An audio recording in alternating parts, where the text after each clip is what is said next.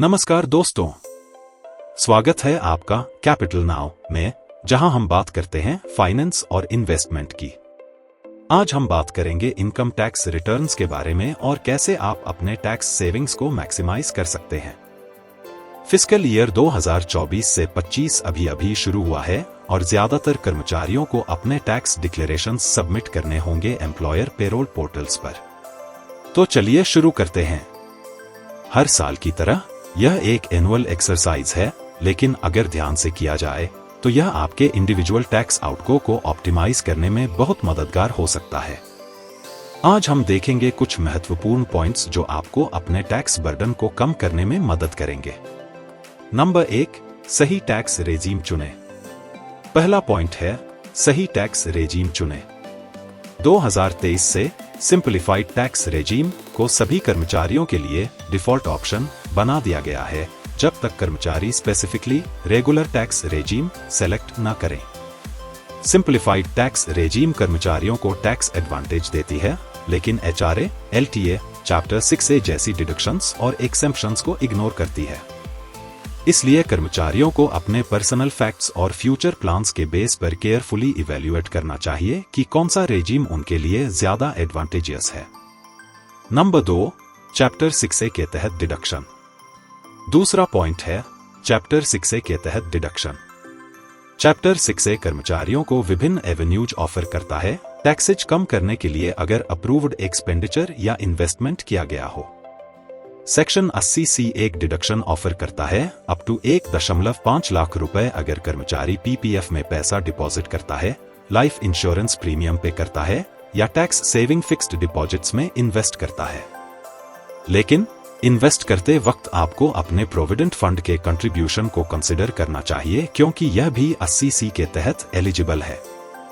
Balance amount के लिए आपको इन्वेस्टमेंट के वैल्यू को कंसिडर करना चाहिए, न कि सिर्फ टैक्स ब्रेक को। उदाहरण के लिए PPF एक अच्छा रेट ऑफ रिटर्न प्रोवाइड करता है, लेकिन इसमें 15 साल का लॉक इन पीरियड होता है। लाइफ इंश्योरेंस एक अच्छा एवेन्यू है अपनी लाइफ इंश्योर करने के लिए, लेकिन पेमेंट रिकरिंग होता है और प्रोसीड्स टैक्सेबल हो सकते हैं अगर एग्रीगेट प्रीमियम 5 रुपए लाख एनुअली एक्सीड करता है। मेडिकल इंश्योरेंस लेना आपको सेक्शन 80D के तहत टैक्स ब्रेक देगा और हेल्थ कवरेज भी। इसी तरह एजुकेशन लोन के इंटरेस्ट के लिए भी डिडक्शन अवेलेबल है अगर कर्मचारी ऐसे कॉस्ट्स इनकर कर रहा है। सिंपलीफाइड टैक्स रेजीम के तहत चैप्टर 6A के डिडक्शंस परमिटेड नहीं है except employer contribution to NPS। Number 3, salary income से डिडक्शन। तीसरा पॉइंट है, सैलरी इनकम से डिडक्शन। रेगुलर टैक्स रेजीम के तहत कर्मचारी HRA और LTA के एक्सेम्पशन कंसिडर कर सकते हैं अगर वे इस पर्पस के लिए एक्सपेंडिचर इनकर करते हैं।